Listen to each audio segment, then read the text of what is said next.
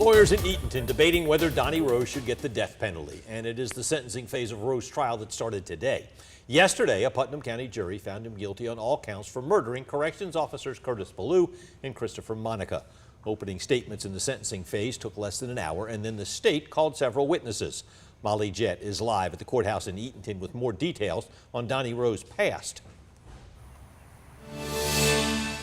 Lawyers started the day by explaining why or why not Donnie Rowe deserves the death penalty, and then jurors listened to 16 prosecution witnesses. Prosecutor Allison Mauldin made the argument for the lethal injection because of what she says is a life of crime. For the defense, Aaron Wallace argued Rowe should serve life without parole in a maximum security prison because of his childhood. After opening statements, witnesses testified before the jury, highlighting multiple events in Rowe's life where he broke the law. It seemed like he had done this before because he was so confident in himself about what he was doing. That's Alan Anderson. He was the 10th witness of the day. In 2001, he was in Macon from Indiana working. He was also with his co-worker, witness number 11, Kyle Vandergriff.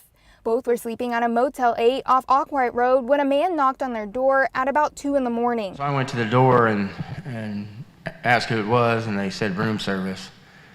I was still half asleep, and I opened the deadbolt and cracked open the door.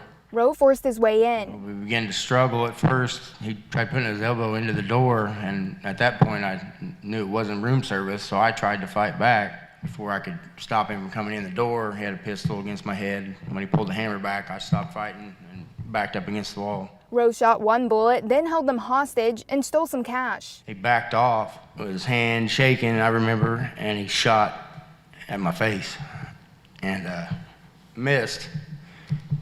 The bullet went through the headboard. I remember it was inches away from my head. Vandergriff didn't get shot at, but Rowe still pointed the pistol at him. He took the gun and put it in my ear, my eyeball, my mouth, told me to close my eyes while he's doing all this, and then told us to lay in your beds, get out, or if you get out of bed, I'm going to kill both of you.